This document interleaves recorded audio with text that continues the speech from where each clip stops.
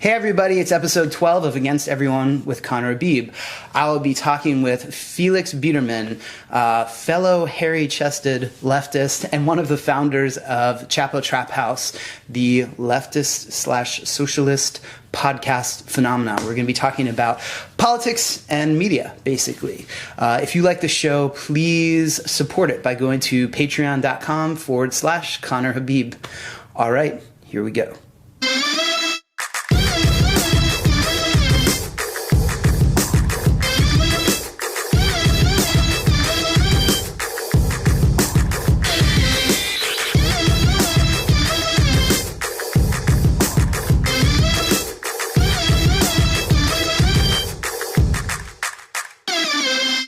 Hey everybody, welcome to Against Everyone with Connor Habib. I am Connor Habib, joined by Felix Biederman of Chapo Trap House.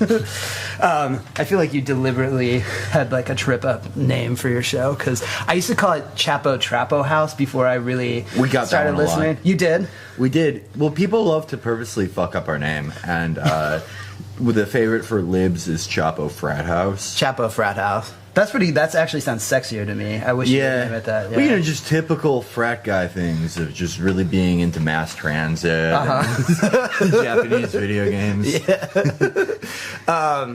So if you don't know Felix or Chapo Trap House, it's a leftist, essentially socialist podcast that has somehow managed to do really well for itself. It's a pretty amazing outlet for leftist thought and thinkers who come on the show all the time. And one of the things that is really impressive to me about Felix's show, along with the other hosts, is that it scrutinizes basically everybody. I mean, that to me is so important because, especially like last year with the election, but basically every election year, anytime any big political event is going on, I always feel very lonely in my pissed offedness at everything, and my inability to convince people to sort of look at candidates, politicians, political ideas like deeper, So I really felt an affinity for feel an affinity for what you guys are doing. We've always had like the same frustration with that in a time where the opposite should happen, like in a time where people's imaginations should be bigger, the scope of things they care about should be bigger, the ideological representation we have in media, the furthest left it goes for us in mass media is like Bill Maher or Rachel Maddow, and the way that they talk about elections is in terms of pure, minute differences between the candidates, blown up to be extrapolated, to be overemphasized to prove the center, just sort of the center-right superiority to the far right. And we, everyone on the show, we felt the same frustration long before this, where we'll see someone uniquely unappealing or just uninspiring, like Hillary Clinton or like fucking John Kerry or anyone, Al Gore, anyone in our lifetimes, and we're told you're an asshole, you're an idiot if you don't vote for them. Totally. If they win, it proves we did it without the crazy left. If they lose, it's the left's fault. And as we see diminishing returns, even after a unusually charismatic candidate like Obama, we see diminishing returns in their legislative elections. We see diminishing returns nationally. I think it got to a fever pitch with the left, and the left feels, in America at least, stronger than it's ever been in my lifetime. So I think that we were kind of at the right place and the right time with that, because we never thought more than like 200 people would listen, And I think that there's that weird, when you bring up Rachel Maddow and you bring up, I forget who the other person you brought up was, but when you have these people talking about candidates and politics in this sort of like, here's this sort of like marginal difference, or here's the incremental change that these people will bring or whatever, it becomes its own sort of like bourgeois like taste setting, like these like wine connoisseurs or something like that, where like, a lot of us just think the wines taste the same and some are good and some are not good, but it becomes like you become almost embarrassed to suggest No, I feel like these things are kind of similar, you know what I mean? They're like, no, but there's notes of Cambodia or whatever the fuck they say, you know? And it's so perverse that they turn that into a meme. They turn it into a meme to be like, oh, well, I think the candidates are largely similar in their view of what the world is and the general sense of what they want to do. Which is correct. Like, it's absolutely fucking correct. Like, Trump, now, the centerpiece of Trump's campaign was immigration. Everything Trump does now with immigration, the numbers are quite similar to Obama's deportation numbers, but it just, ICE agents are that much crueler. You know, it's amazing that they could become crueler, but you can always get that with sort of jackbooted federal authoritarians. But in style, they're very different. And yeah, Trump, the marginal differences he had to Hillary or to Obama before him or Bush before him, the marginal differences are still important. Our life is made up of the margins, obviously. Yeah. But it shouldn't be. I don't know how that came to be a position that people mocked when you point out that by and large what they want to do is similar, because their interpretation of the world and their interpretation of how we divide resources, the core of politics, is largely the same. Well, that's what I mean. It's like they sort of ensnare you in this place of only paying attention. They ensnare you in this place of only paying attention to those differences to an extent that you're not allowed to fundamentally envision a fundamentally different world in any way, shape, or form. And that, to me, is the thing that's really frustrating. No questions are allowed to be asked about. I mean, it's something I talk about a lot on this show. Like, one of the episodes I was talking about work, you know, and how and what like a post-work world would mean. And I didn't mean like we'd all be replaced by robots. That's not what I meant by that. But just sort of the functions. Those kinds of questions are never. It's not like I have a solution, but the question and the envisioning and the imagining of a world like that is not permitted anymore. And these are the kinds of things that are just not permissible once we get down into the marginal differences, even if, as you say, which is true, like those details matter very deeply to some people, you know. So, but I know, like, for me, it was also important.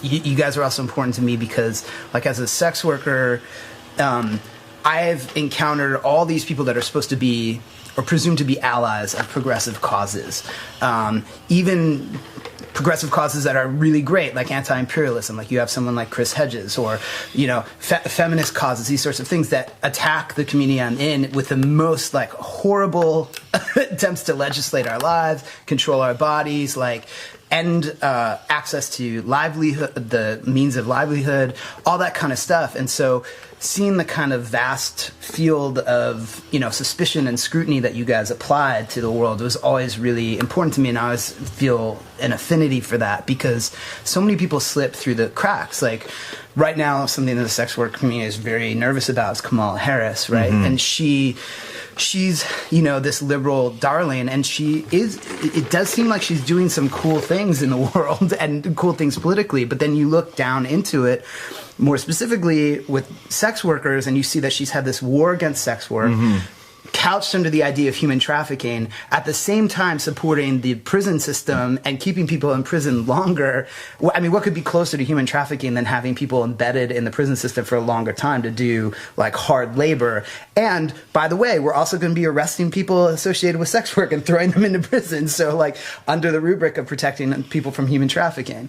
So it's that kind of stuff that just seems to slip through the cracks, and I feel so frustrated in my my loneliness in that position, you know? Right, and I think that's a perfect example about how a similar worldview sort of undergirds a similarity in action. I mean, Kamala Harris, in the sort of mainstream liberal dialogue, she could not be further away than someone like Jeff Sessions. And in the marginal qualities, yes, they're quite different. And Kamala Harris, like, if you made her president, if you made her attorney general, if you put her on a similar federal level, yeah, she'd be better for a lot of people, for most people, than someone like Jeff Sessions. It would be an improvement. But the way that she has historically taken on sex workers shows that her vision of the world is not that... Exactly. It's still a reactionary vision of the world. It is still...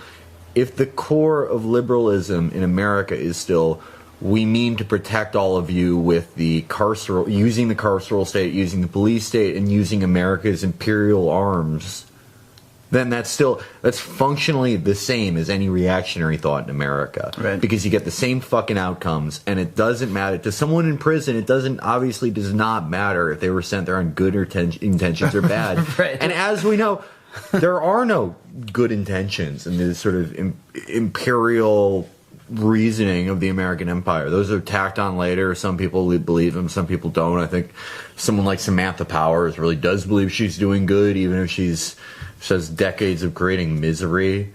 Someone like Kamala Harris might think the same thing, that she's protecting people from sex work by making them fucking slaves and putting them against a police state that will kill them without recourse and extort them and abuse them. But that is the core similarity, that the state is meant to be something that corrects people's personal behavior that your vision of the world cannot gel with. Well, it's like and it's it's an old view of like what you can do for your country, not what your country can do for you. Right. Like, the idea that the state isn't actually there to serve us in some real way. And I mean, I think tactically the way I always try to deal with this is say, look, go for the marginal change because you absolutely need it, and there's an urgency to it.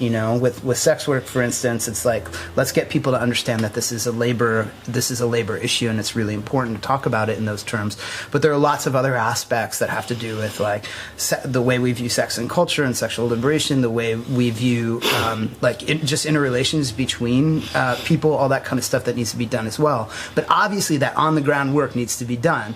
But if you don't have a larger discussion as you're doing the on-the-ground work, you're fucked. Because as soon as you get to the other side, there's this whole realm of people who have made a living off of exploiting people as soon as they've made a marginal change, as soon as they've made a small change, just taking it up. That's their job. That's what they get paid for, is to wait in the wings and then just like seize the new world that's been created by all the people that did the work.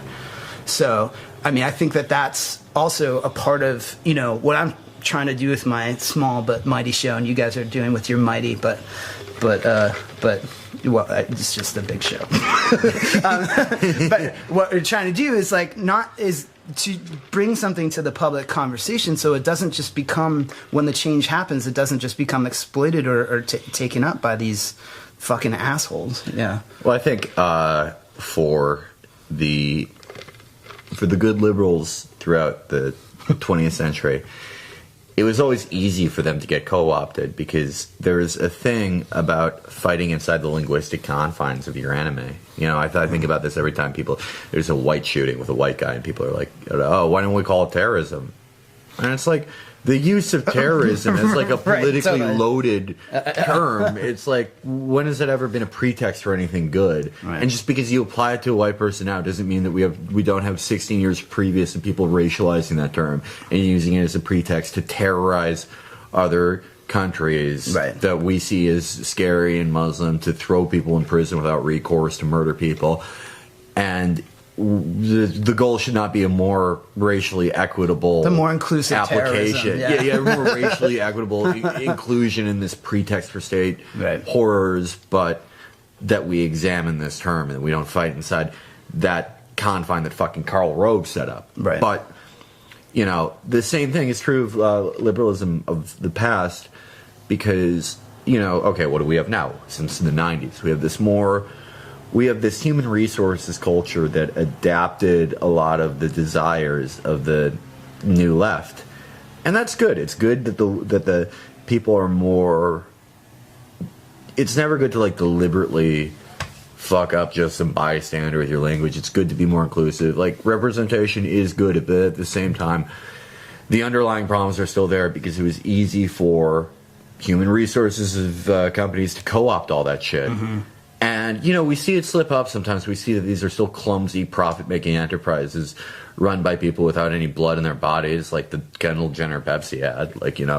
We'll still see shit like that. Or the Hillary Clinton. Or the Hillary Clinton campaign. But we think, for us, we're not political leaders at all. we don't do the real work. We do a show that we've always thought was fun and funny for us to do, and we do it from our perspective. Our perspective is left. That's our view of the world. But we do think generally that the goal is not to earn the respect of your enemies and go into their halls. It's to bring them down to your level.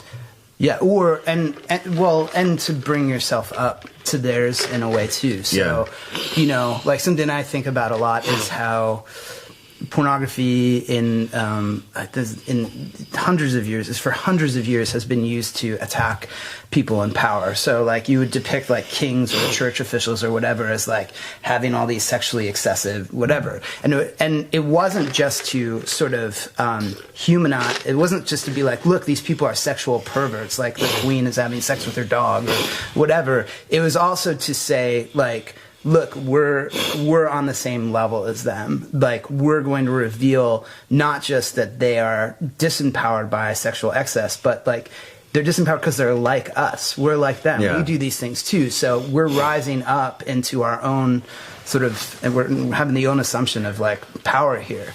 So it's not just about degradation. It's also about empowering the self. Yeah. What does Freddie Gibbs say? You motherfuckers go to bed, pray just like me. You wake up and shit just like me. You're acting like your shit doesn't stink. Yeah. That's one of the most poignant hooks ever in a rap song because it's very true. Right. It's very true. The thing that is scary about, one of my favorite movies ever, Downfall. And it's a shame it became an unfunny internet meme because there's a great moral to that movie. Downfall for Der Undertang in its original German, the 2004 film about Hitler's last days in the Führer bunker. And it's a great movie because Hitler is not shown as we see him in archival films, like kind of a whirling dervish of hateful energy. Right, like a Betty human. Davis of fascism. Yeah. But he's a sad, broken down man who has the same anxieties and petty little grudges and the dumb little idiosyncrasies, whatever. You get what I'm trying to say. Idiosyncrasies of anyone else. And the point of that movie is not, Hitler's, he's just a person, you can't judge him. It's that, it's that the people who do the worst things are still people. He wrote a really good piece about his flaws, though. Yeah. Yeah, it was in Lenny Letter. I'm a human. I've screwed up, too. Yeah, I'm doing better. But I think the hook of that movie is, and it's the same hook to Primo Levi's writing, which is, there are no monsters. There are just other people, and you should be cognizant of how you see them, normal person's ability to do evil. Because there's nothing really, they're the same thing as you or I. And we would do well not to remove them from our own context, to not see their motivations, not to not see their anxieties and flaws as something we recognize. Because when someone is a monster, it makes them very singular. It means that they can't be repeated. Right. It means that we can never understand why they did something. It means that we can never offer them a lasting defeat. Right. Although I do think that there probably are differences between like acting out of a wound, which is how we typify or how we, how we say evil happens a lot. If someone was wounded or hurt and they were acting out of that wound, I think that happens a lot. There's a lot of aggression. And then you have something like the Kagans or like Paul Wolfowitz or something. People that actually know what they're doing is truly reprehensible and horrifying and decide to do it anyway. And I think that those different viewpoints require different tactics and strategies for dealing with different kinds of people. I think for someone like the Kagans or Wolfowitz or Richard Pearl, and the other great work you look at is Dune. Yeah. One of my favorite books ever. Dune is about belief. It's about the awful things you can do when you are just led by belief, not informed by anything else that you see.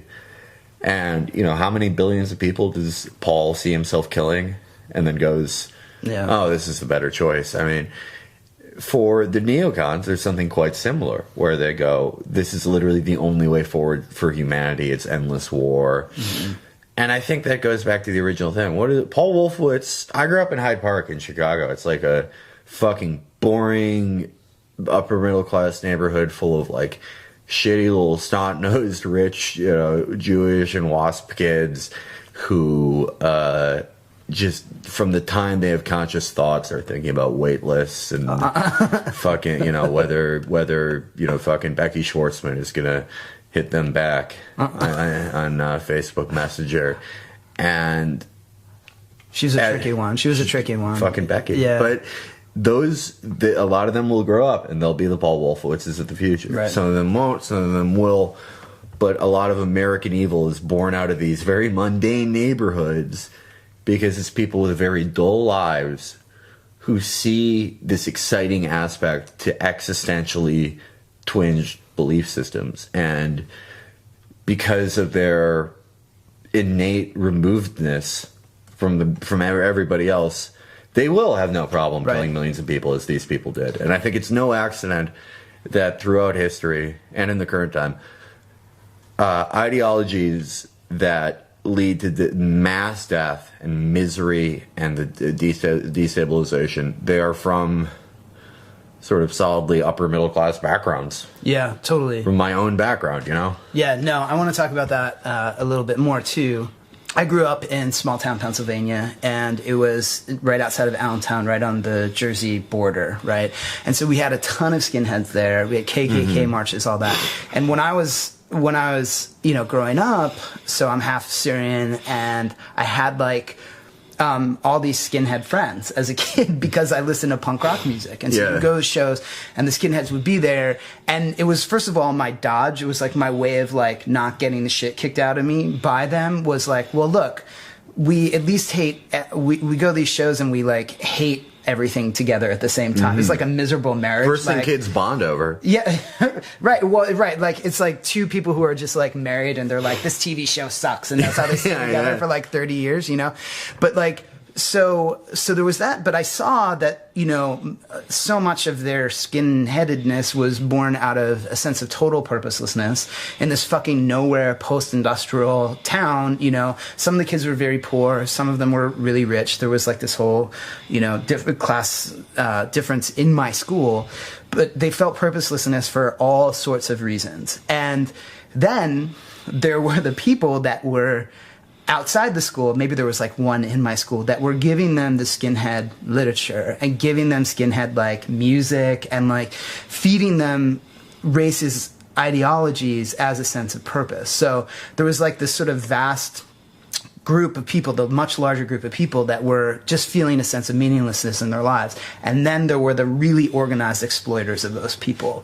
And I wish that we would talk, as we talk about, I wish we would talk about that more, when we're approaching racism, neoliberalism, all that kind of stuff, and it's really fucking hard because we become so pissed off at just blind neoliberal idiots, but really I need to be way more forgiving of them in a way because they're being completely exploited by the people whose ideologies that they've adopted. But I'm not very good at that. I'm not very good at holding myself back from hating them, Yeah, I mean, I think it's easy, the best and worst things about, being online are how reactive it is.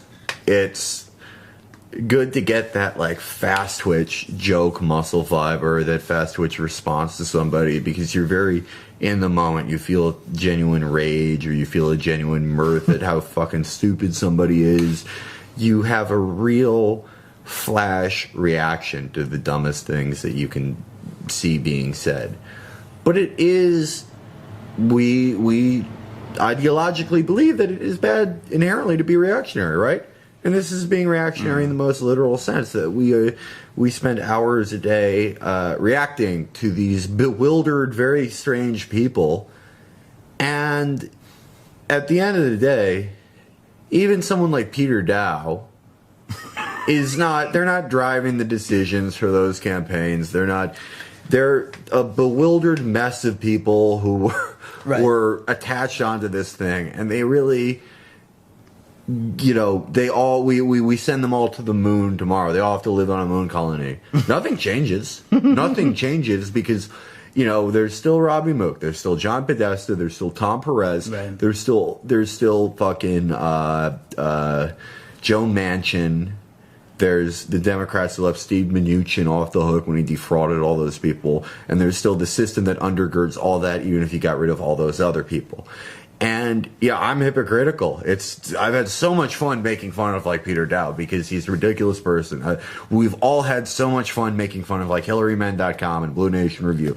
We have fun laughing at Eric Garland, who isn't even a member of the Democratic elite. He's just a fucking nut job. I know. I actually feel kind of bad when I make fun of Eric Garland because he's just such a sad sack. And the picture of him smiling in his Twitter profile, every time I see it, I'm just like that poor unfortunate guy. I had a moment like where I was in my incognito windows to read Kurt Eichenwald and Eric Garland because they blocked me. And I was just like really enjoying it. And I thought there was a time where I was very mad at these guys. And I used to forget why. And for Eric, it was that he accused Glenn Greenwald of, he used some very weird language to describe Glenn and Chelsea Manning, and that made me very mad. And then with Kurt, it's just, I can now not remember a time where Kurt wasn't like the hentai weird guy, right, just doing weird shit all the time. But he would say some very like left punching things. But when I look back, at the time we're not gifted with their knowledge now. When I look back, I go, why would I be mad that like this fucking dumbass said something insulting or said something left punching? But at the time, you're so reactive. You see them like rack up these big numbers for saying shit. You see people who you think should know better approving of them. But at the end of the day, now everyone thinks Kurt Eichenwald is like a hentai weirdo. Right. Now everyone thinks Eric Garland is like pathetic. And you're just... To spend a lot of time punching back at them is kind of spinning your wheels. I say is the biggest fucking hypocrite. Yeah, he's probably spent like hundreds of hours of audio shitting on these guys, but Well, first of all, the Kurt Eichenwald thing is a bit different. Like the hentai thing sticks because his entire personality reads like it is like some fucking crazy anime. Like he's just such a weird, broken cartoon. You know? But I mean, I think for me that line comes from when do I think people are actually really, really working hard to influence policy? So, one of the people I hate, just enrages me for real political reasons is Lena Dunham, right? Yes. So, when Amnesty International came out with this huge report doing just tons of research in all these different countries to finally say and make this bold declaration, which is really a powerful declaration that was sex workers are healthier when they're decriminalized, right? Yes. It's a better policy to have sex work be decriminalized. And so then that comes out and Lena, I think. Okay. It's a She's clinging to her the Middle Eastern flavor of her name, I guess. Yeah. Should have been another Jew named after a Roman general. So, and Meryl Streep and Anne Hathaway and all these, they signed this huge letter in conjunction with these second wave feminist groups and all that to publicly condemn Amnesty International. Yes. And that's when stuff like that happens, I feel like we're beyond the role of someone saying just idiotic things on Twitter, and we're into people who are actively using their power to make the world a worse place. And so that's where I'm also not so great at it, but that's where I try to draw the line and be no, actually I need to go after these people because they're fucking the world up. I think that's a rational way to look at it. I mean, it's tricky now, right? Because we have turned our media consumption into politics, which is one of the reasons I'm so hesitant to be yes, we're a socialist pod. The characteristic of the podcast is socialist, or that we're inspiring people. I don't want people to consume, to conflate listening to us and enjoying us with a political action. But I don't think our listeners do that. But I'm very afraid of us falling into that trap because I think it is very damaging that we have made the consumption and our self-identification with other members of the media into an inherently political act. And of course, it makes things way fucking trickier. Wouldn't it be great if Lena Dunham was just like this person who's a TV writer who says dumb shit sometimes, right. but at the end of the day, whatever. Well, yeah, but she's also like, now, as you've seen, she's working with this highly influential interest group whose own interest and own funding is not always above board, even though their public image is one of the squeaky clean ones. And it does become a thing where you go, you actually are hurting the world, right? But it's also like it's a double-edged sword, right? Because now everyone's online. I think Alex Nichols said it best a few years ago. We live in an age where you can find any celebrity in the world and tell them to look at your balls. And right. That's great, and it's horrible because it's I do that a lot, actually. It's great.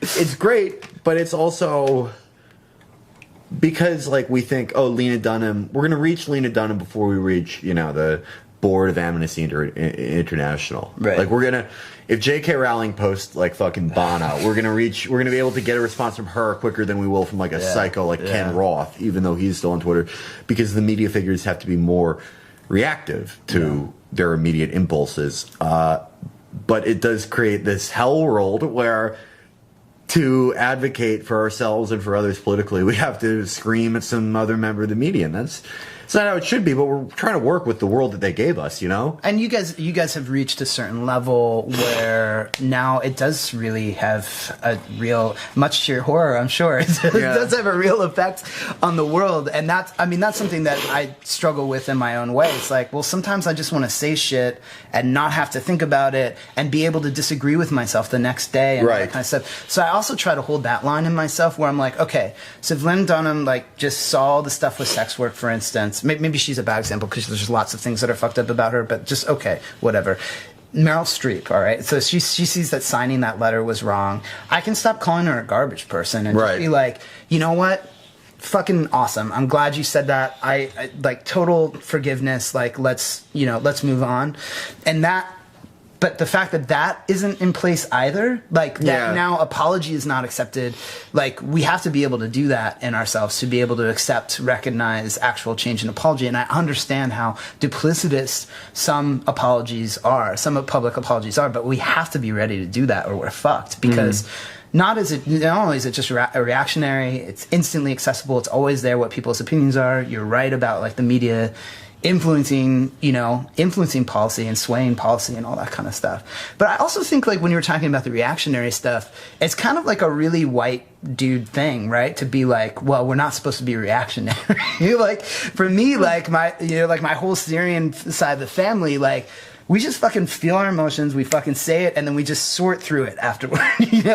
We just go through it and figure it out. And this idea that we're supposed to stifle emotion and all that kind of stuff, and stifle. Oh no, I don't mean I don't mean generally don't react to stuff. To react is to be human. I didn't mean you were saying that, but I think that is a cultural principle. That's a bad thing somehow. We have a psycho Protestant Calvinist culture where anger is filthy, sex is filthy. The core things that drive us sometimes are filthy, even though they underpin our capitalism, they underpin our imperialism, the misinterpretation of both those ideas. We have a very insincere culture. Yeah. And, we shove ourselves into this box of stimuli where you are encouraged to react. Go to BuzzFeed, look at how they label articles. Wow! You'll be disgusted. You won't believe. You're going to cry. You're going to feel great. This will give you all the feels. You'll want to leave work. But you're prompted to have this pre-slotted emotional experience with the other 10 million people are reading it.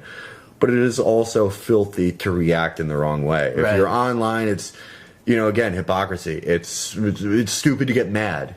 It's stupid to be, it's stupid to be horny. It's stupid to do this. It's stupid to be, it's all these things that we acknowledge are natural and part of life. We also are still such absolute Calvinists that we think we're just looking for anyone to do them in the wrong way. Well, I also think that that's some sort of weird capitalist economy thing, right? Because so much of what we value as currency is attention. So the idea that like we'd be reactionary in a split second and somehow lose followers or whatever is this like terrifying like bank fear or something like that, where, you know, like I've had to a certain point get into an attitude where I was just like, I actually don't care if you follow me or if you listen to me. Like, it's awesome when people are along and all that, but like the goal can't just be to broaden my audience, to get a bigger audience, to get more people to pay attention, more. And therefore one fucking spike is a bad business decision. And I feel like that's how a lot of it is sort of, that's how a lot of it's been absorbed as well, and why people don't want to react, because it's not efficient somehow, or it's not like effective, right? You know? Right. Well, we like our lives that we have a definite plotted out strategy for. We like our little tactical command centers and how we're going to react to someone saying something to us. Right. You know, right. I think we always talk about financialization as something that was very bad for us and very bad for our society and very bad for our minds. That we monetized everything, that we folded everything into little financial instruments that we could package up and sell as monetized demographics in little financial instruments that paid billions and trillions of dollars to guys in little sweaty rooms in New York, while reducing us to little numbers on spreadsheets and leveraging our own lives 10 times over their own worth on those same spreadsheets. But I think concurrently with that, because that started happening in the late 70s, concurrently with that, it was modern marketing culture. Modern marketing culture was the greatest brain bug of our time. And we have started to, we've since, I'd say, the 90s, we've had this sort of depersonalization. We call it branding. We call it public relations. But it is just depersonalization. It's trying to live our lives in this third-person perspective, where we see our lives from the eyes of not even other people, but potential buyers. Right. And we see people as consumers. I mean, we see ourselves as consumers of everybody else in that regard. So that's why if you make an errant comment or I make an errant comment, we're disappointed in the store we were shopping at. You know, we're not going to go back and we're going to give them a bad Yelp review, essentially. You know what I mean? In Patrick Seal's biography of Hafez al-Assad, there's something I'll always remember, and he says about Assad, Hafez, not Bashir, he says... we're both terrible on Twitter, but... he says he had celestial vision. Like, people said he had what was called celestial vision, where I don't know enough to know if this is like a Syrian thing or just... I'll tell you. So it means that he could see the desires of others, but through their own eyes. Oh, yeah. Yeah, that's true. And I thought that was so interesting because in the context of Hafez, like a very cold person, a very scary guy who he'd do whatever he thought it took to, in his eyes, like protect his family, protect Lutakia, protect all these things. He would enter this very icy mindset. But now we're all that. We all have to have celestial vision. We all think we have it all the time. We all think we have to know what a potential consumer wants. Read any fucking LinkedIn guide to doing a job interview. It's awful. Psychotic. It's like, I used to read those when I was trying to get a normal job before I realized that was totally out of the cards for me. And it was, you know, I wondered how people did that and then remembered who they were at the end of the day, because it was... just basic things you would have to augment about yourself. Well, I think that that's actually been a big part of my project and part of why I do porn and sex work in the first place. Like, it requires healthy detachment. And like an ability to move in and out of immersion and detachment and thinking and just sort of really being present and in the moment without a radical break between the two. And I think that's actually more of the problem. It's not that it's the detachment itself is the problem, is that there's such a huge chasm for most people between being in the feeling and being detached instead of a continuity. So you have to switch from one to the other. So you become the loving boyfriend or like the psychotic, like, you know, gorilla mindset throat slitter. You know what I mean? It's like, and there's really no in between. And I think if we can, because I do think that that's actually, like, more and more we're sort of obviously moving into this detachment culture, and I think that there's a lot of things about that are really positive. It ends up being a little bit of like a Buddhist nightmare society where like everything is like mindfulness, which is why they teach Marines like how to be mindful. They teach them mindfulness, like meditation. Oh yeah, that's sincere. And survival, evasion, resistance, escape. Yeah. So I think that if you, so it's sort of filling in that gap so you don't lose the tether to the emotive, surprised, excitable, scared humanity, but that the detachment becomes useful in a healthy way. That's something you learn when you're in porn, because you have to fuck, like you actually have to like fuck and come, you know? Yeah. But you also have to be like, all right, is my leg in the wrong place? Like I have to stand here for like 20 more minutes while I'm doing this. Like it's kind of an athletic skill set. Yeah. Interesting.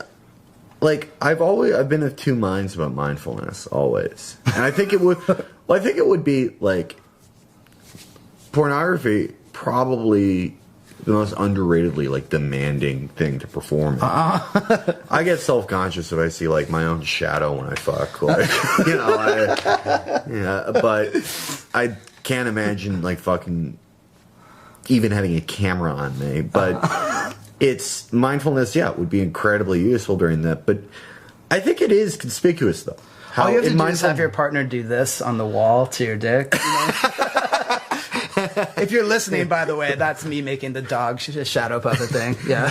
But I think it is conspicuous, though, how in the last like, decade or so, when our lives have really picked up modern, like, super monetized, super marketing culture held into our lives, into our professional lives, and the walls between our professional lives and our personal lives have been broken down. We're told to have mindfulness.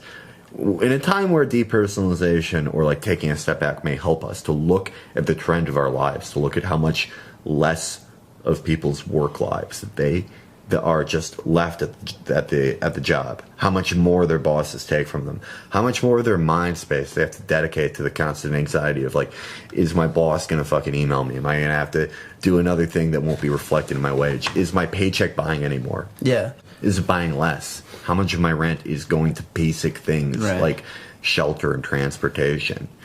Instead of going, holy shit, in the grand trend, my life isn't getting any better. My boss's is, I am being exploited more. All these technologies that were supposed to, that did make me more productive, it just meant that they would take more of my time. I have nothing left. Instead, they're supposed to be mindful. They're supposed to go, well, I'm technically working 16 hours a day, but I put a fucking cucumber in my water. Yeah, right. Yeah, right. Totally. It's we have this pull back is to sort of get into the position. We have this depersonalization, living our lives in the third person, seeing how we look to other people. That's when we depersonalize, when we can initially sell ourselves. Yeah. But when we're in there, it has to be mindfulness, because then if you keep that same pulled back over the shoulder camera, you're going to see how poorly it is working out for you. Well, because mindfulness, like, it's like any religious principle. Like, if it's imposed upon you, it's like a total violation of your soul. Yes. It's like growing up with fundamentalist, like, Protestant parents or something like that. And so, I mean, I think that there's that critique of capitalist ideas of mindfulness in the workforce, like just enjoy the organic peace flakes that you have before you go down the Google slide or whatever the fuck. But I think that there's that capitalist, that critique of capitalism of like, oh, well, you just go to work and you enjoy it. And like, you can just sit there and be like, my fingers are touching the keys. My fingers are touching the space bar for fucking like 16 hours, like you said, But, and that's this idea of like, love what you do is sort of a capitalist trap, right? But I think that there's something beyond that too, where, and this is where it becomes important to have sort of the right critique or idea, which is like, we should be doing what we love. That should be the thing that composes our day. We should be happy. We should be like able to, but the imposition of enjoying something that we don't really love is an entirely different thing. But I would love to see a culture that was made up of people I don't know how the fuck it would work, you know, which is why I'm just one of those anarchist that doesn't go far enough in his solution building. But it's like where we did actually all just sort of spend our days asking ourselves, what can I do that I love that can contribute in some way or another? Right. And there are people doing work like that. There's this guy, Friedrich Bergman, who is like outside of Detroit and in Detroit right now, but he's done it all around the world, where he's sort of trying to create a new culture around how people spend their day. Because so many people are unemployed in Detroit, that's where he located. He's like, what the fuck are you guys going to do anyway? Like, let's spend our time doing something that feels fulfilling, but also gives in a way that's fulfilling to you, you know? Not like a glorified guidance counselor, but someone who's actually recreating the entirety of how the day is lived out, you know? Yes. So I think that that's, like, I hear what you're saying, and I also don't like that becomes a place where people stop then too, and they're like, oh, well, do what you love is just a capitalist trap, you know?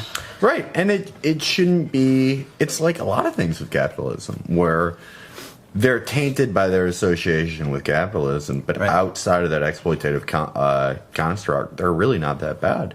You know?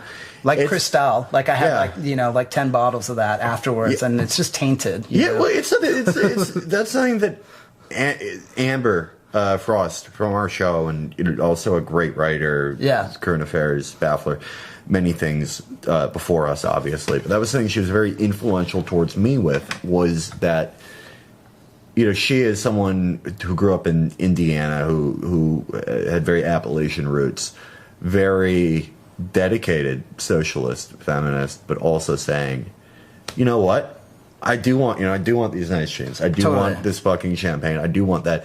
And just because they're the spoils of capital doesn't mean that the working class doesn't deserve them. The working class should be spared no luxury, and I do believe that. Well, that's its own like fucking capitalist bullshit. It's like who gets to have the fun and like the cool things, and there's this whole weird group of people who are anti-sex work, because they're like Maoists, so they don't like online porn, or they're like, you know, like they say they have Marxist critiques of pornography, and it's like, no, that's not. It just simply does not apply, because the left has been historically extremely suspicious of pleasure, and I think that's really, really problematic. It's really interesting that we're here in my place in right outside of Hollywood, and so Paramount's like 2 blocks away. And one of the interesting things about Hollywood is people think of it as the most excessive, crazy, you know, like just, oh, that movie cost $20 million or whatever. But one of the fucking fascinating things about it is that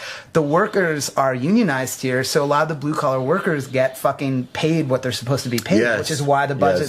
So it's like, I realize I'm overstating and I'm missing a lot here, but one of the things about Hollywood that makes it too expensive is that it is kind of like a weird Marxist paradise in its own bizarre way. Obviously it has a lot of problems. And obviously in it, you know, I wish, you know, one day we have it nationalized and we can finally make Last Boy Scout 2. As put forth by the state. The perfect movie. But I've always viewed Michael Bay as a public servant, you know? Michael Bay, we're gonna make Mel Gibson, we're gonna unred pill him so we can make Payback 2, also one of the great movies in the 90s. But yes, you know, obviously it has its problems, but many things done here in the labor sense, it's how they should be done everywhere else. It is maybe it's a commentary on our very media informed society, that besides like teachers unions and then unfortunately cop unions, the unions that they're seemingly not yet able to totally break the back of, like Screen Actors Guild, you know, Screenwriters Guild, Teamsters, people who work on sets. It's, you know, labor victories are very few and far between now, unfortunately. We got to take them where they come, and if they come by making, if they come by making My Little Pony, you know,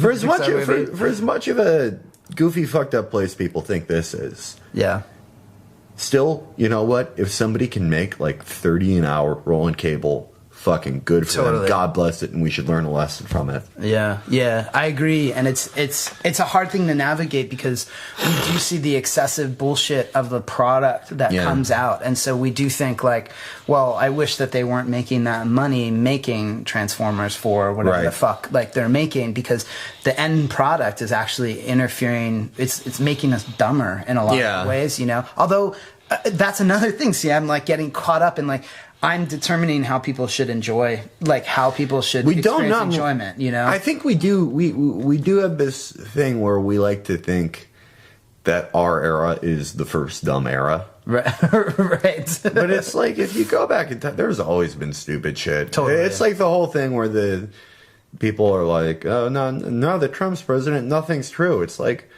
you know, 120 years ago, they just lied and said that Spain blew up the Maine so we could colonize Cuba. This isn't a new thing where nothing's true.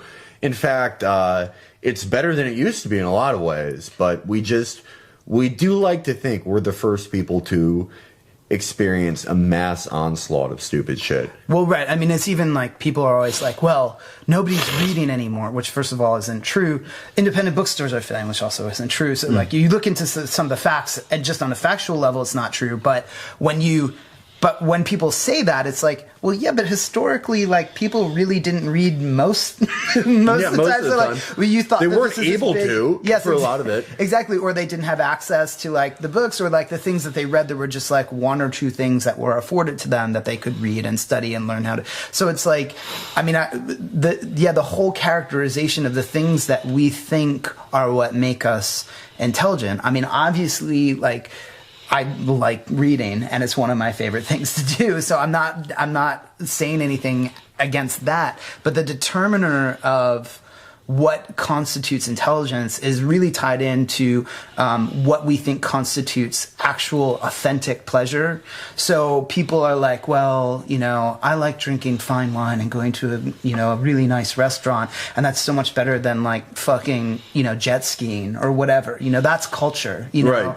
And that really is that's a conundrum, you know. I don't really know how to sort my way through it. It's something that Adorno, who I kind of hate, wrote about a lot, but in like an intelligent way, that like you can't necessarily like condemn high culture and low culture, like, you know, without being completely hypocritical, like siding with one. But I don't exactly know how to sort through that yet. I'm still trying to figure that out. Like, do we get to talk about culture in that critical kind of way? Talk about art, talk about the things that people enjoy. I don't know. Yeah, I mean, I think that we have a distorted view about culture's effect on us, because for this thing, like, think about what Twitter is, think about what Facebook is, think about what all like mass connection is.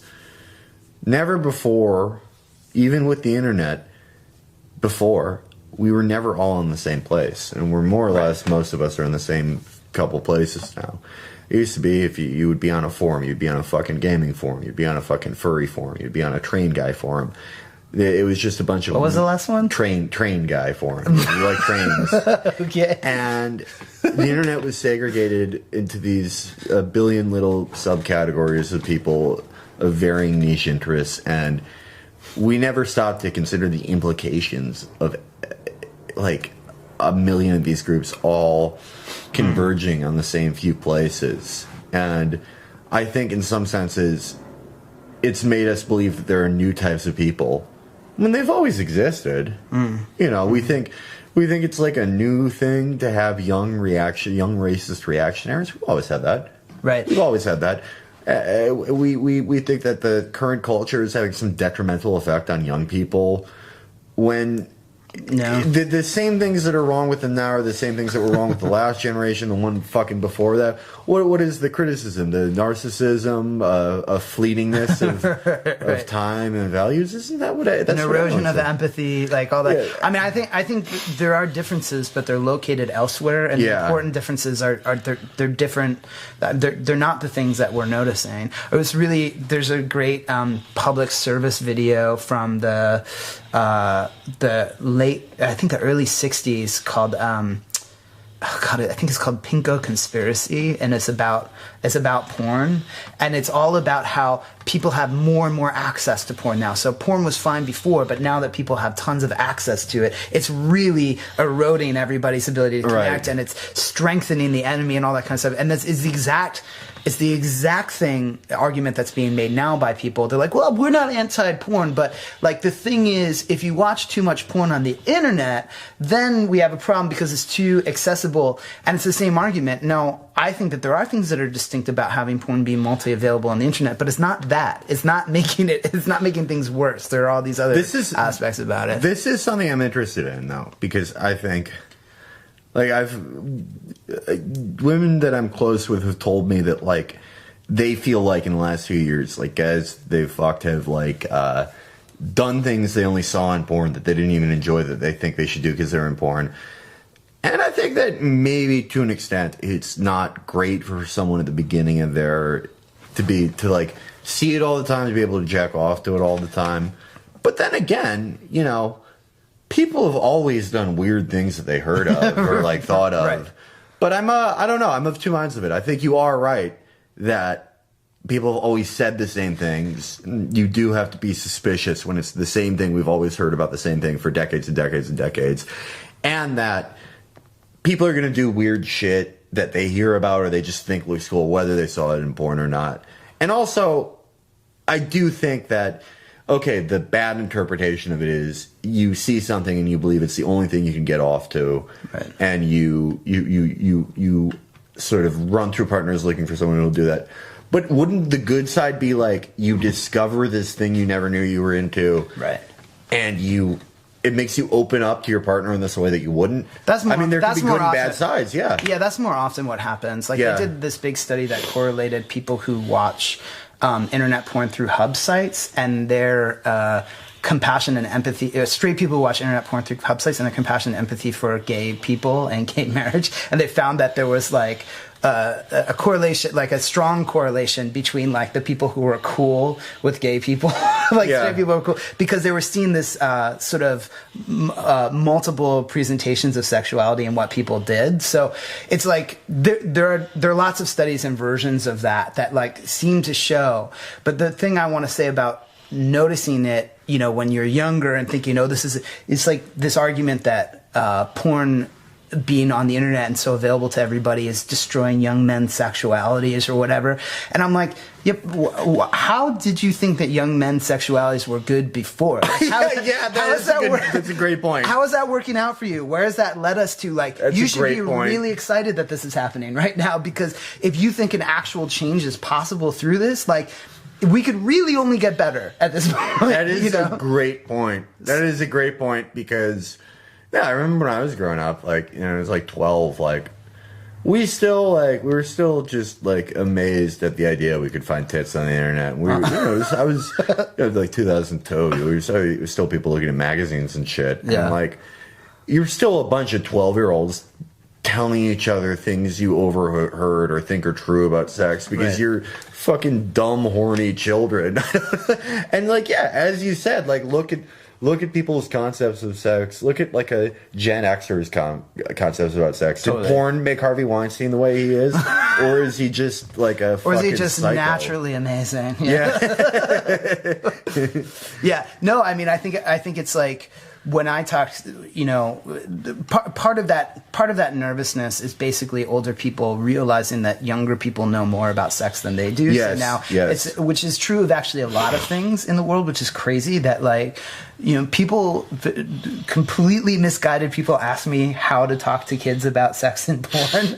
Completely misguided. I'm like, I'm never going to have a kid. Like, you're asking the wrong person, you know?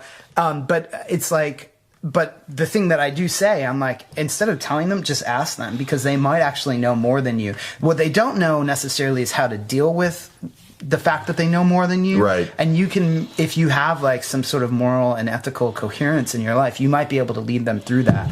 But they'll know more info than you. I think that is sort of the different, like, I think this dovetails with something nicely, which is the thing that libs seem to love to do, which is post their doe-eye revelations from their kids, which we can debate whether they happen or not. But what is the constant thread with that? It's that the children don't know the information, but they have the moral grasp. Right. But don't we know that the opposite is true? That children don't develop empathy and morality that quickly. They develop those far after they learn basic facts. Totally. I remember being a kid and just murdering people. Just fucking spraying. But no, just like not knowing what to do. So I would like be fucking shitty to someone to like fit in because I thought that was what you're supposed to do. It takes a very long time to develop morality and empathy. We don't develop that very early on, but we can learn hard facts quite easily. Yeah, because when you're a kid, you're like a fucking bacteria, like in the soup, where like anything. Everything is part of you. You know, your boundaries are so like they're not. You haven't like sank into the sort of heaviness of your individuality at that point, and so it's like you're just so much more boundless. And the really crazy thing too is the way that people then idealize that state. They're like, oh, just to be a child again or whatever. What, to be cruel? Your choice is to either be cruel or terrified or both all the time. To be able to bully with impunity and to like steal, you know, somebody's cookies and just like, you know, whatever. Like that's being a kid is for me. Like when I look back, I'm like, man, I won't fucking be a kid again. Like what I would hate that. I would hate it. Awful time. I love it when people with Bana are like, are you saying a child is lying? That's what they love to lie. That's like their favorite thing. All they want is to be believed. Like a kid can. I remember like as a kid, my father. This is like a very Simpsons-esque moment. But we went to the shore and my dad caught an eel, which is crazy to begin with. Yes. I've never seen someone catch an eel before or since then. But he pulled it up and he cut the head off, and I was such an animal lover, I lost my shit. And I was like, please just throw it back in the water, it'll grow back its tail. And I remember that I had such a strong belief in what I was saying that I thought it was true. Yes. Even though I knew it was not. I lived in this, and then he threw it, and the seagull came down and grabbed it just before it hit the water. But that's the lesson about childhood. It's like you lie and the consequences like are more horrible, you know, but you also you really want to be believed. It's not about the truth. It's about the need for belief. So just backing up a little bit. Why do people hate you so much? me personally, or the show? Well, well, I don't think we should separate the thing. I'm overstating, obviously, but like, there's a real animosity toward Chapo, and I think, you know, and obviously some of that gets aimed towards you, but I think just overall, yeah, there's for sure. an anger, and you see it. You know, you see it come out in all these different ways, like whether it's Jeet here saying like, well, you guys are trying to dominate people, you want them to bend the knee or whatever, or if it's people that like are angry at how much money you guys make on Patreon, and therefore, you know, have all kinds of wild speculations of how you're making that money, even though you only have one patron level contribution level, or if it's people that are whatever kind of identity politic thing could be leveled against you guys. It's leveled against you guys.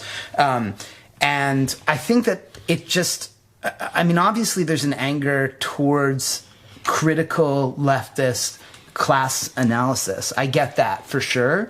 But it seemed particularly vitriolic for you guys. And let's not diminish, like, you're not victims. You actually have a huge listenership too, and a lot of people like you. However, there's a real fucking cultural anger, and I want to talk about that. Yeah, well, I think for, like, you know, the Jeets, etc., there is a generation of Gen X and even millennial media professionals who, on their way up, had to kiss a lot of ass. They had to say, like, good essay, John Chait. Good fucking essay, Leon Wieseltier. Right. They had to work inside the confines of sort of imperial liberalism around the time of the Iraq War. Someone who was very influential to me told me this. Someone who was at the New Yorker, is now at the Guardian, pretty like high up guy, told me that in the early 2000s, people who came up at the New Republic, the Iraq War, and being bullied into being like, well, you know, I oppose it, but let's support this. Let's, you know, but to be too far left is bad. Like, it broke their brains. Right. And I think that... And the same thing with Israel-Palestine and that absolutely. too. Yeah. Absolutely. And I think for people who felt like they had to temper all their beliefs to the point where they had none left, who had to kiss ass to the shittiest people in media, it does probably feel bad to see us and we didn't plan on this, that we won the fucking lottery.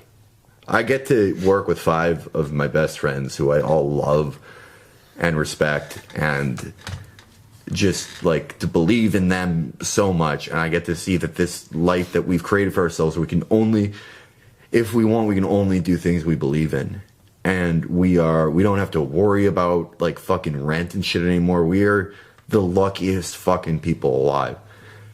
But I think to someone who's from that old media structure, it upsets them not just to see people who are truly like and respect each other, that get to work together and get to do what they believe in, but also didn't have to kiss ass or compromise themselves on the way. Yeah. And also that they can't get in trouble. They can't really... What the fuck are they going to do? Get us fired from SoundCloud? Well, right. No, I mean, I think that's the sort of baseline analysis of why people hate porn performers and sex workers too. It's like they can't get in that world. Like you get to fuck and they all think it's easy. Like that's the thing. Like, I could do that. Like I could. It's like, well, you could. I mean, you could, but like doing it in the way that we do it is something like completely different. So I think that is one level for sure, and then also it ties into what you're saying. Like, well, you can't really blackmail a porn star. Like, like what are you gonna do? I've already like completely fucking ruined my social capital in like so many ways. And because I decided to do things on my own terms, I have to build it up in that way. So really, nothing can fuck with that at a certain point. But I think that like there's all kinds of other stuff going on. Like it's not just anger about success and integrity, although I think that that's all there. There's also something about, I don't know, like it's not like the bend the knee thing is really interesting, right? Yes. Because it's the exact opposite. Like they're accusing you of doing that, but it's the exact thing that they're asking you to do, right? Which is like, just get down and like let's all be centrist here. Let's all be reasonable. Like you're hurting the cause, all that kind of stuff. They don't believe any of the shit they level at us. Like what Jeet, that fucking climber freak. He like with the one finger. Actually, his whole life is like brainy Smurf. That's a more offensive index finger gesture than ISIS does. But he yells at me for saying, like a crude joke about... not even joke, just be like, the figure of speech, like you're blowing David Frum, right? Is what I said about him. And he goes, how does this build socialism? But not even like 2 weeks later. Obviously, I blew David Frum. I mean, he became a socialist. So yeah, that's what I did on my way to the left. Exactly. But like literally not even 2 weeks later, he tells a similar joke about like, Putin and Trump. And it's like, I don't give a shit that he did that. Like, I think it would be hypocritical for me to be like, oh, well, that's bad too. Because obviously, like, I think like, I don't think it's a totally... I obviously do not stray away from doing those jokes very often. I'll like cut back on things if people tell me that they really hurt their feelings and shit. Like I don't want to do that, purposely fuck people up. But at the same time, it's like he doesn't believe that. He was just looking for something to shit on us with. Totally. Because he lives in this world where, how Jeet got into the New Republic? Because he wrote them just pedantic, shitty letters where he's like, I thought your take on fucking blah, blah, blah was... he's in this world where it's like, sir, I respectfully disagree, but I will hire you. And he wanted to be that with us. But he doesn't realize that how that appears to me is just that he doesn't believe in anything and he's playing some weird fucking climber game. Yeah. And I thought the same thing with like, okay, what was the last thing before Bend the Knee Gate? It was... on the post-election show where I said that Hillary's inner circle are, I think, sick, entitled freaks, which is true about her inner circle, but the people that worked for her, the transactional psychopaths, but they were like, oh, you're actually saying that about her base, which is the same thing they did with the Bend the Knee Gate. Yeah, totally dumb. Yeah, and it's like, when that first started happening, it like freaked me out a little bit that like these writers that like my mom would read are like, can you believe this show is telling elderly black women to suck their dicks and that they're freaks? Uh-huh. But like tons of people read that and get mad about it because they're just taking a prompt. But at the same time, I think enough time passes, people see, oh, this is just like a weird, cynical thing they did because they don't know how to react to this. Because, look, they didn't expect this. It's the joke about Neera Tanden I told once. Neera Tanden, what do you think she was thinking like a year ago? She was like, oh man, I think eventually I can get in there as Secretary of State, and then I'll set up this pipeline deal with the Libyans, and then, you know, I get and sit on the board of Raytheon in 2 years. And now she's like just online being like, to somebody with 70 followers, like, you haven't denounced the term corn cob. Right. And I think it hurts them so much. It hurts them so much. They thought they were going to be these very important, connected people. Right. Because the Hillary people are a different crop than the Obama people. They're just different pigs eating out of the same trough. But they thought they were going to be so much more important than they are. And now they think they have to fight with a podcast. Right. And just that alone drives them fucking nuts. They don't want to be they don't want to be listening to our fucking dumb show and listening to us talk about the Noid and shit. Well, I think that they did want to fight with you either way, but they just want to fight with you with a total feeling of safety and entitlement. So like they wanted to be able to sort of like summarily dismiss you and have it be like a sort of blast of power at you guys. They would have done it anyway, I think. Oh, they would have done it anyway. But it would have been like they would have felt safe doing it. Oh, and if Hillary won, it would have been a different thing. It would have been like, well, we won without you, you fucking losers. Yeah, right. You wanted Trump to win, you fucking... I know. Just say the other thing. Just say whatever. And I think after a certain... Like, their power is diminishing. And because you can be as powerful and connected as you want, but if you don't deliver, and people just see you acting fucking, like, weird all the time... Yeah. Like... You know, obviously, my family's biased. My family's like a pretty standard liberal family in a lot of ways. But, you know, like, they read these articles. They know me. They're like, you're not, you know, you're not saying Kamala Harris should suck my dick. This is ridiculous.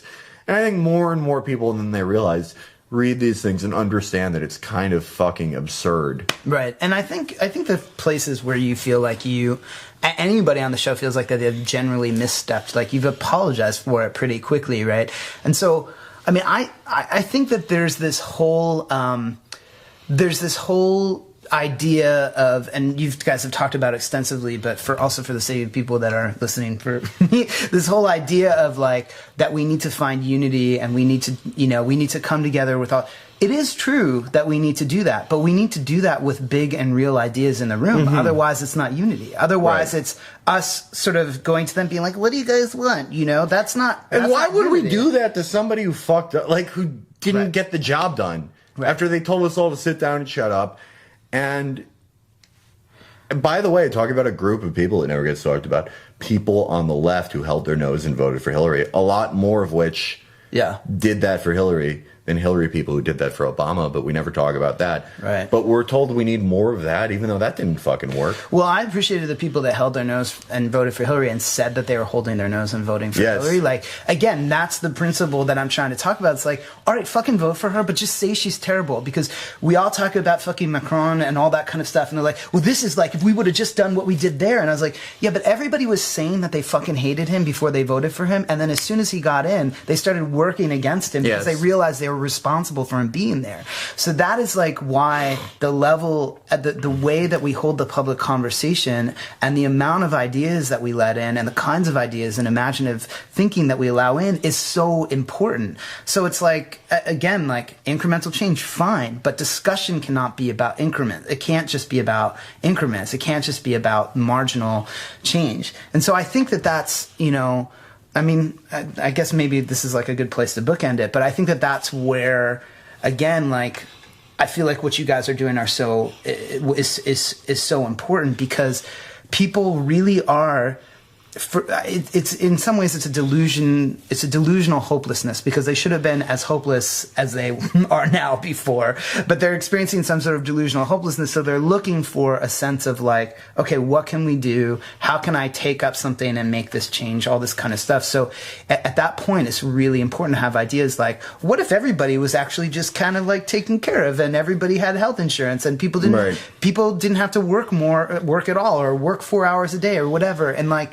And holding the line and saying, look, I'm not going to be the person that necessarily agrees with the whole liberal project. I'm going to be the person that's dreaming of something bigger and working on that. Like, you can occupy that space. It's important to have people that occupy that fucking space. Exactly. Like, why do you have to occupy the space of like doing all the other shit? Like, there's so few people doing that, and that's to me where I try to go, you know, myself in my own way. Like, and so so sometimes it looks like you don't appreciate some of the gains or the progress that's been made incrementally under these fucking assholes. But you do, obviously. It's just not important for you in your role to talk about that as much as you talk about the other stuff. It's their job to promote their own gains. Somehow it's also our job. Right. But, right. Totally. And with free labor from you, man. Yeah. Yeah. All right, man. Well, thanks for coming. Thank you so much for having me. Yeah. Yeah. All right. Thanks for watching.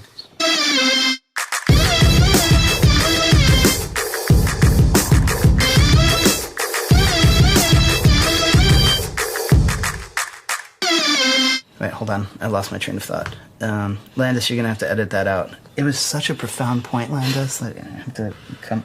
You just leave this in, by the way. This is the real gold.